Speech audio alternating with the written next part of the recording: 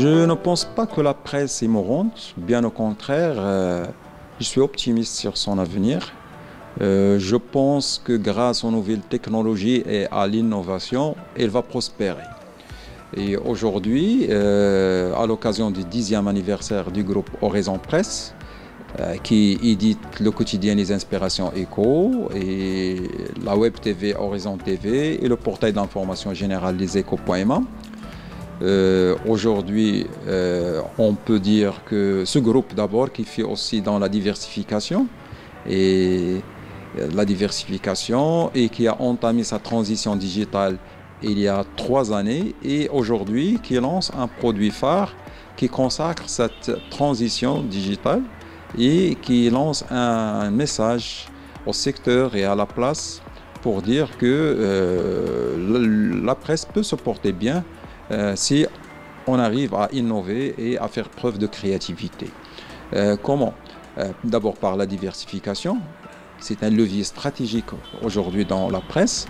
La presse, ce n'est plus que l'édition d'un journal, quotidien, hebdo ou mensuel, mais il faut des produits dérivés qui deviennent, par la force des choses, principaux, comme les tables rondes, comme les émissions, comme les conférences, l'editing.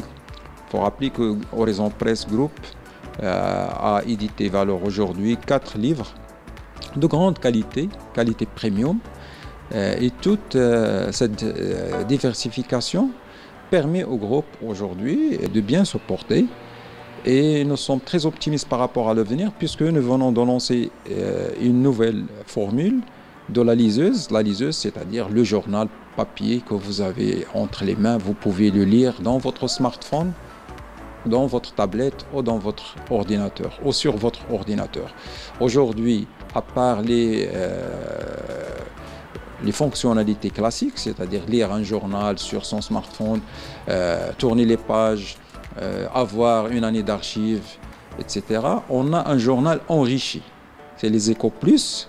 Il vous permettra, en plus des fonctionnalités normales que j'ai citées, il vous permettra d'écouter le journal. Oui, on peut écouter son journal aujourd'hui. Si par exemple on est en train de conduire, on appuie sur un bouton et on écoute le journal. On peut aussi visionner une vidéo, c'est-à-dire vous avez une interview, vous pouvez voir l'interview, en même temps lire l'article ou se suffire que de la vidéo.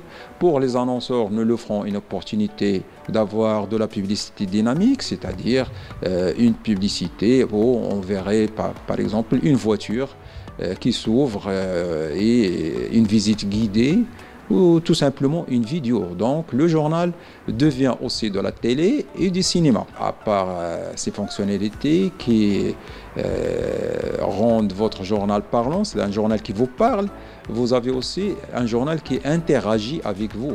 Si vous lisez un article par exemple sur la loi de finances, vous pouvez savoir en même temps ce qui se dit sur la loi de finances sur la plateforme Twitter, les réseaux sociaux. Donc en lisant, vous avez des tweets qui ressortent sur le même sujet. Et vous pouvez interagir vous aussi. Vous pouvez sur votre journal trouver des annonces, par exemple, d'emploi. Et vous pouvez introduire votre demande. Donc ce n'est plus un journal qu'on lit. On passe à autre chose, mais avec lequel on interagit. Bien sûr, un moteur de recherche puissant qui vous permet de ressortir les articles que vous voulez, une année d'archives et beaucoup de fonctionnalités qui aujourd'hui innovent et met à la disposition du lecteur une autre façon de vivre avec son journal. Donc ça, c'est l'avenir. C'est une nouvelle façon de lire le journal.